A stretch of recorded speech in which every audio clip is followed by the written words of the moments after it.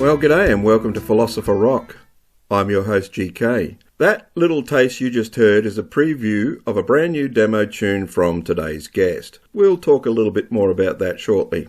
So, today I'm chatting with Tassie musician Pete about his latest project, Blackbird. Now that's Blackbird with a C in case you're looking for it, but I'll put a link to the Spotify page in the description below. Now, Pete is no stranger to the Tasmanian music scene. Over the years, he's been involved with a wide range of bands and projects. From his early days at high school, through recording and performing with working bands, to stepping away from music for a little while on a professional level, and eventually finding his way back. We'll dig into that journey, the people and projects that shaped him, and what brought him back to making music, and what Blackbird represents for him now. And, of course, we'll wrap things up by playing his brand new single, Dreams. And as I said earlier, I'll drop a link in the description below to Dreams by Blackbird on Spotify. All right, let's get into it. Here's my conversation with Pete from the Blackbird project. All righty, well, so we've just had a bit of an introduction there about you, Pete. So welcome to the show. And I just want to ask you, if you wouldn't mind, just share with my listeners who you are and what it is you do, as little or as much as you like, just a little bit about you. Yeah, sure. Happy to do that. Well, I'm a Tassie boy. I grew up behind the town of Burnie in Ridgely, and I spent most of my growing up years there.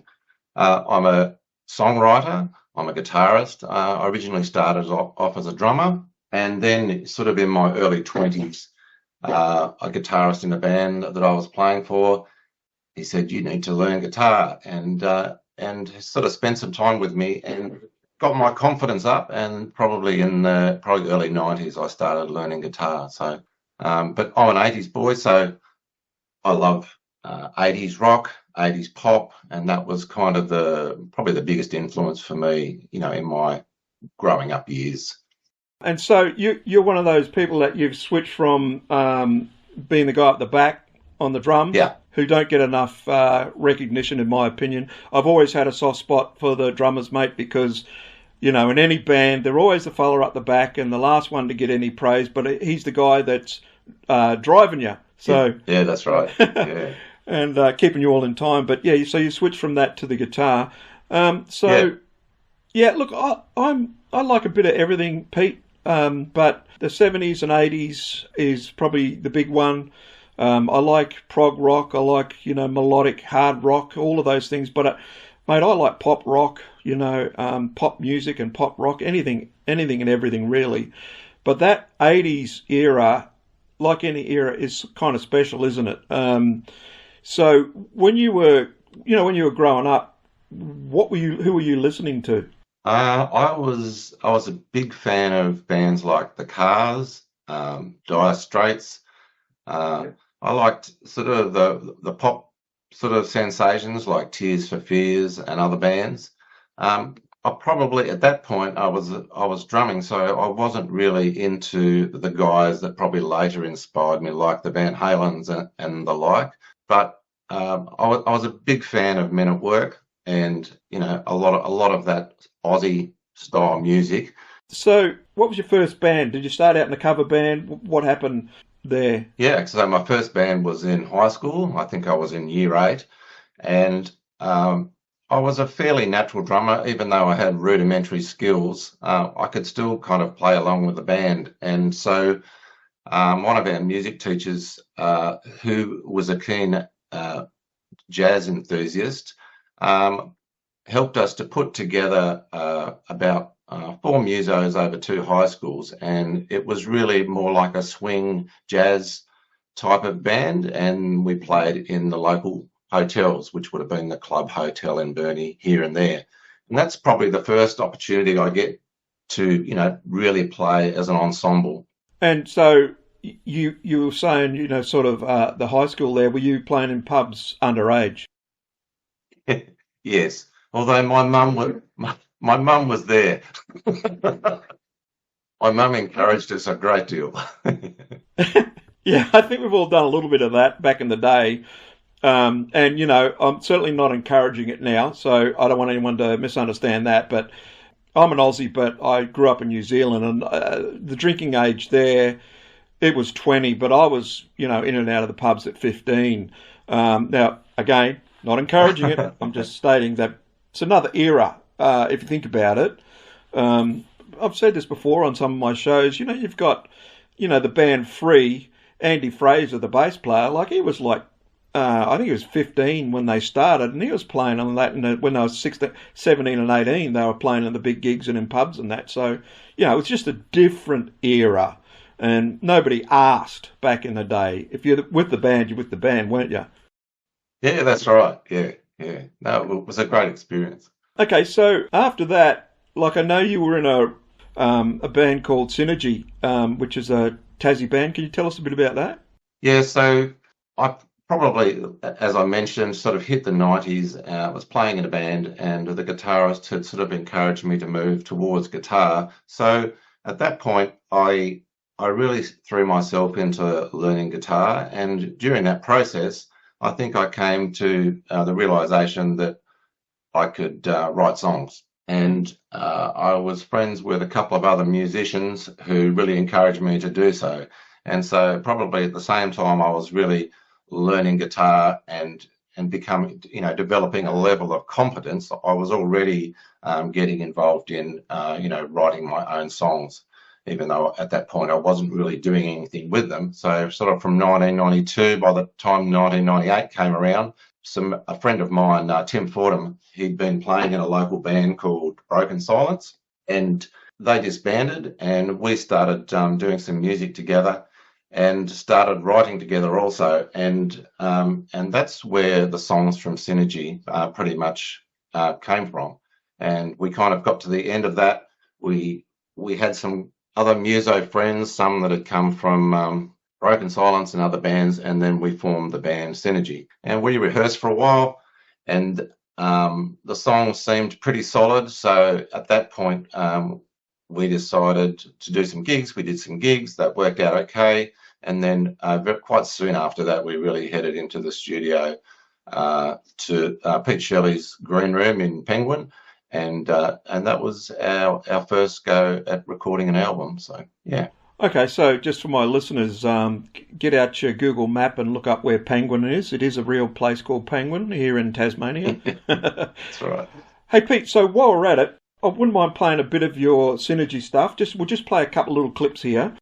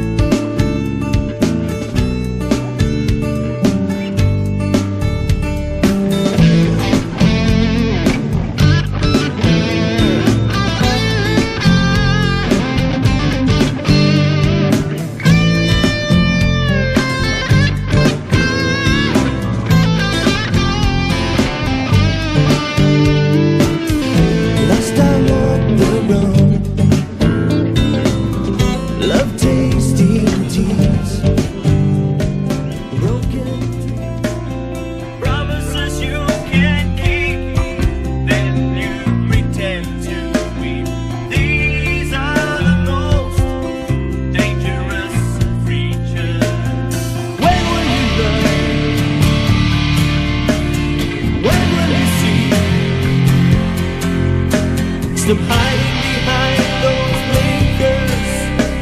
Reflections not really. Trying too hard, not playing to win. Caught in your imagination, think you're beyond your sin. Yeah, a mega misunderstanding. Your attention's half right.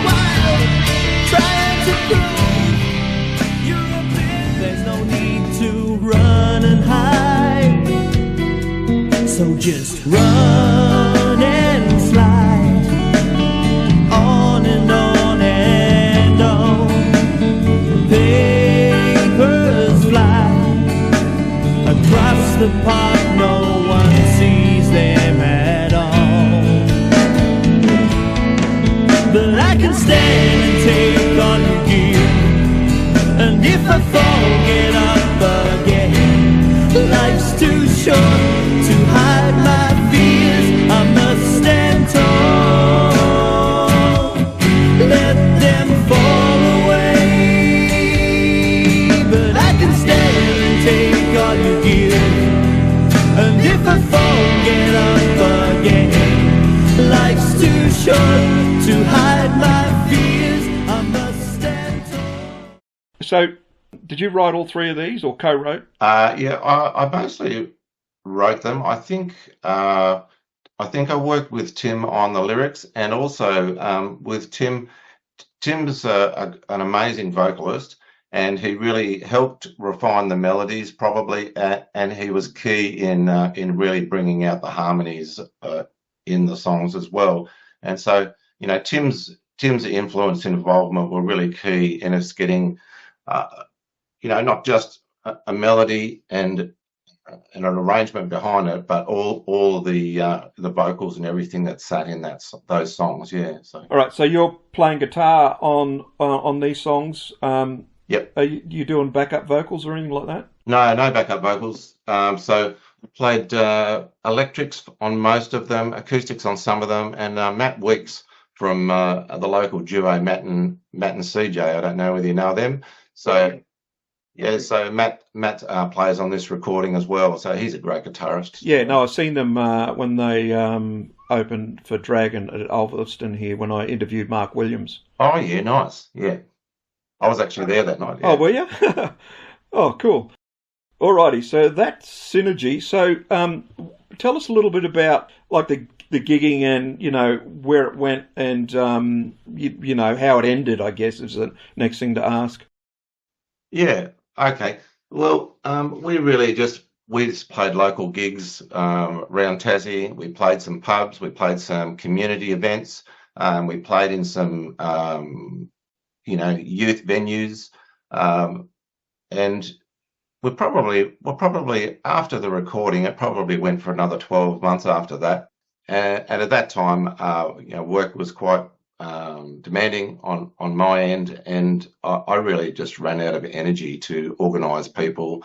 At that point, we were promoting ourselves, and it just became too much. I had young children at that point, and you know, it's a common story. You just end up being spread a bit thin. So we just decided to give it a rest.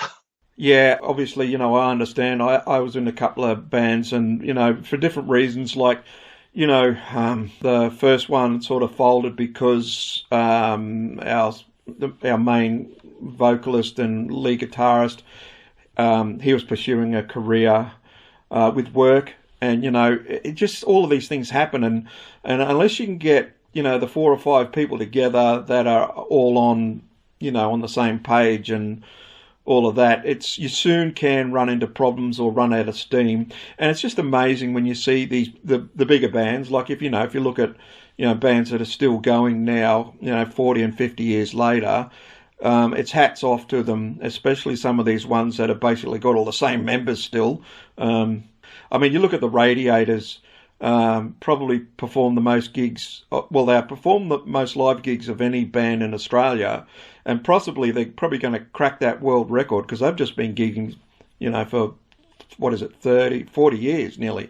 And I think there's still 3, don't quote me, I think it's 3 originals still. And so, you know, you look at that and you go, wow, man, that's an achievement to stick together that long, you know. But anyway, so after Synergy, and yeah, of course, life happens, and when you got kids, as we all know, everything else has got to go to the side, to be honest. And if you're going to be a responsible parent, everything else has to go on the back burner. Doesn't matter what it is. And so that's sometimes can put things back on the back burner. But, you know, you pick up the guitar or whatever, and you always have a bit of a fiddle around and whatever. But, you You can't be really doing anything too serious. So what came next? Yeah, so there was probably about a 20-year period of being involved with music, but a lot of that time, probably from when I was sort of 20 up to nearly 40, I was involved in church music. So that's probably where I ended up developing most of my skills in terms of performance and playing and being comfortable in front of people. And I guess that was sort of happening concurrently. So in that 20 years, I was playing a lot of music. I did some quite a bit of roadie work for Jamie Howe in Launceston. He used to be one of the owners of Frontline. I played in a couple of duos, just doing pubs around the place. And then probably by 2016 that was the first opportunity I'd really had to be involved in a show. And that's when I was involved in Jesus Christ Superstar. All right, well, tell us a bit about that. So this is a Tassie production, was it? Yeah, it was a Tassie production. It was done in Burnie, and it was just one of those instances where it's the people you know, and they'd previously engaged a guitarist that had pulled out, and a good friend of mine, Mick Woods, he's an amazing drummer. He said, "Pete, would you be interested in coming in and playing this Jesus Christ Superstar show? They've got some auditions, and we can just come along and play and see how we gel." So I did that, and it went quite well. And so I decided to work with the team in the show. It was quite different for me because I'm really not well developed at all reading sheet music, and there was a lot to learn. So I ended up probably learning a lot of the show rote. But as you know, as with a show, you'd have to follow along with the music. But a lot of it, I guess, I'd committed to memory. And it was the first experience playing in a pit with an orchestra. And, you know, on a stage, you have your foldbacks and you can hear everything that's going on. And, it's a pretty good experience. But in a pit, where you're playing with wind instruments and stringed instruments as well as drums, and then I was on electric guitar, that was quite a challenge, and particularly for myself and the drummer, because there were a lot of times when we couldn't hear what was going on, and the sound guys had limited resources, so we ended up setting up a mixer and microphones and our own fallback system just so we could hear what was happening on stage and in the show. So it was a really interesting time, but when it came time for the shows, we had a ball. It was an amazing experience, and I probably hadn't had much to do with musical theatre before that, but I'm quite an avid fan of going to shows now. I really enjoy it. So yeah, and so how long did that run for? And was it all around Tasmania or just Burnie area? No, it was just in Burnie. I think it ran for a couple of weeks. Well, it's a great experience because, like you said, it's something you hadn't done before, but not all of us get a chance to. And, you know, when you're playing in front of an audience and you've got a decent foldback, I remember a couple of times when we were opening for other bands and, you know, they'd mess around with the foldback on you, you know, up, down, sideways, and you'd be looking at each other and thinking, what are we doing? Like, what's going on? And if you haven't got, because, you know, we were pretty loud. If you haven't got decent foldback, you don't know what the other bloke's doing. You got to look at them to see what's going on. And I tell you, it is hard work, and more than once, you know, I don't know if they're using us for their sound check, but you know, more than once, your foldback goes out and you're lost. You know, so to sit in a pit. So how did you make your own? How did you do your own foldback? Well, I've done quite a bit of mixing and live mixing anyway. So I've had my own PA and mixer and microphones. So pretty much I break that down into some pieces, and we just had one foldback wedge and a mixer, and I ran a couple of mics up on the stage and gaffed them on the stage. And then that let us hear what the singers and performers were doing on stage. And we could hear some of the keys that were next to us, but all the wind instruments and everything, it was really quite difficult to hear. And so that just gave us a bit of an extra boost so that at least we could follow along in the show where we were correctly. Good move. You had a bit of experience on how to set things up. I just want to give a shout out here to my old mate Brownie. He was actually, he's still doing live gigs at the moment, but he was in my first band, and he's been in, I think he was in a Angels tribute band and a few other things, but he also did sound as well. So, like, I know some of the things you're talking about. Talking to him, he would be nodding his head here, going, yeah, I know. So, really, let's come to your latest project, so Blackbird. I want to give you a couple of comments before I ask you the questions. The reason I've got you on here, mate, is because it really appealed to me. I've always liked anything with that sort of nostalgic feel about it, right? Which is why I really like, Richard Clapton. If you listen to any of this stuff, a lot of it's nostalgic. The Great Escape album, there's nostalgic tracks on that, and there's quite a few of his songs, about nostalgia, Aussie nostalgia or whatever, and it's always appealed to me. And I just really like this sort of. This is all my opinion. I want people to listen. I'm going to play it at the end, and we'll play it in full. I want people to make up their own minds, because I liked it instantly. And we'll play it here, and I'll let people make up their own mind. But can you tell us how the Blackbird project came about, and then talk us through this song? Yeah, sure. So the Blackbird project came about really from... I think one day I was sitting in my little home studio and working on some music and thinking, look, I've been sitting in here, I've written about 30 songs over 20 years and tinkering with this music, but I've really made no concerted effort to publish anything probably since the Synergy album. I've had some great musical experiences in that time, and I thought I just need to do it for better or worse. And probably in a great space personally as well, and just being willing to put myself out there. And if people like it, well, I'm happy about that. But I really wanted to write something, and Blackbird is not an old song. Blackbird is a song that I wrote in 2025, and just fresh. And just a reflection of some observations that I'd made from of people during my time working. And so, because it was all fresh, I kind of committed to myself, I'm going to write this and I'm going to publish it. It kind of helped me to get some momentum. And instead of just tinkering around, I really put in some effort. And with the help of Peter Shirley, once again, who I did the arranging and writing and recording, but Peter Shirley in his studio in Ulverston, he helped me do the final mix down and the mastering of the track before we uploaded it. So it's been really good for me. I think I probably have some elements of perfectionism, and perfectionism is the root of all evil when it comes to creativity. Yeah, as soon as you said that word, it can trip you up. I mean, we all think we're aiming for it, no matter what we're doing, and not outside of music, whatever we do as humans. I'm sure most of us are aiming for perfection, but mate, it can trip you up, can't it? I mean, I can relate. Yeah, so I just wanted to be me. Say, hey, this is me. Here's some music that I've done, and it resonates with me. The message resonates with me, and I hope someone else gets some enjoyment out of it. And really, that's been the motivation to do this. Without going into too much detail, because you have told me a bit about it, can you tell us the story behind the lyrics, just roughly?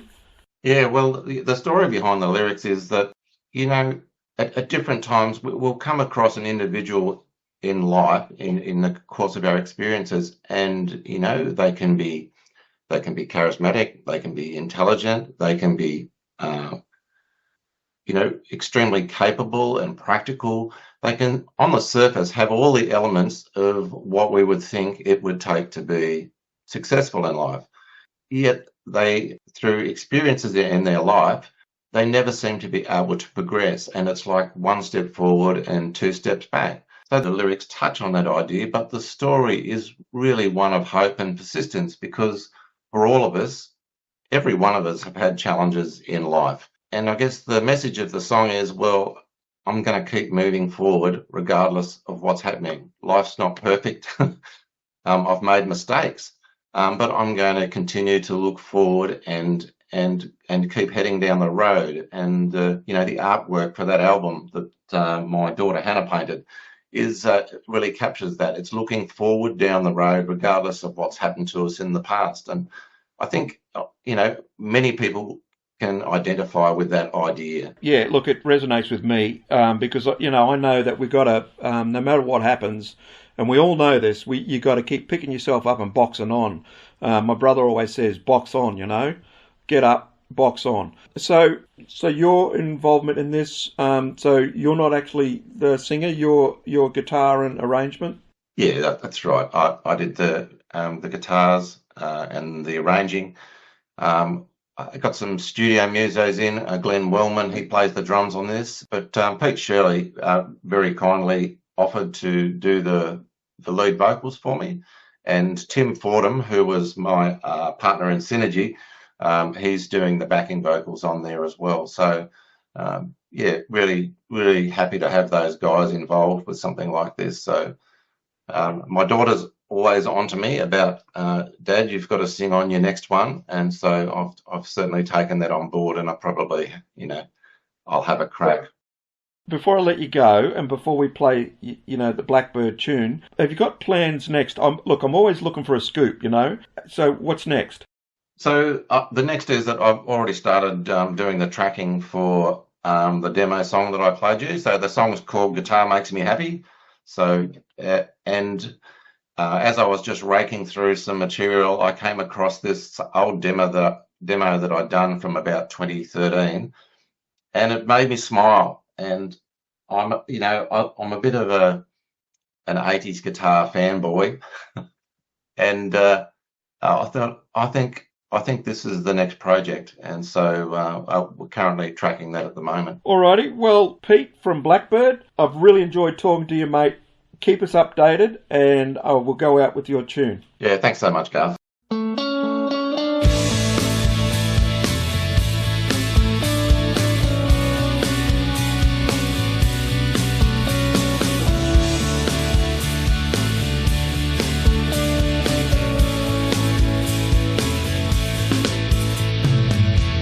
My old car would shake the street, smoking tires in the summer heat. It's been sitting around since '94.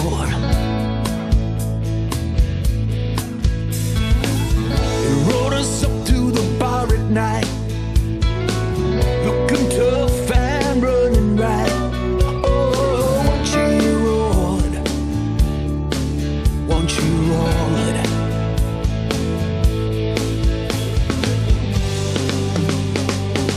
Broken cars and broken dreams, I need to find a brighter beam. I'm trying to chase what's left of me. Lost my way, now I believe. Rolling through a dusty creek, finding ghosts and shifting lanes. I'm trying to chase what's left of me. Lost my way, now I believe. Made mistakes when I'm thinking right. Maybe too much speed and too much pride. I've been drifting around since I was young.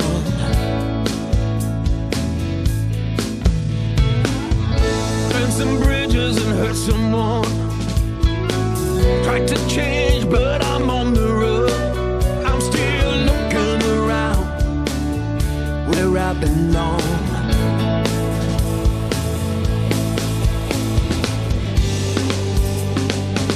Broken cars and broken dreams, I need to find a brighter being.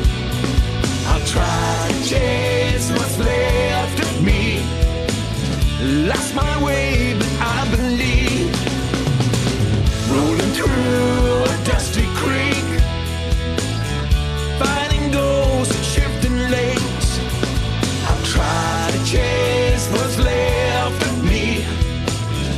Lost my way, now I believe.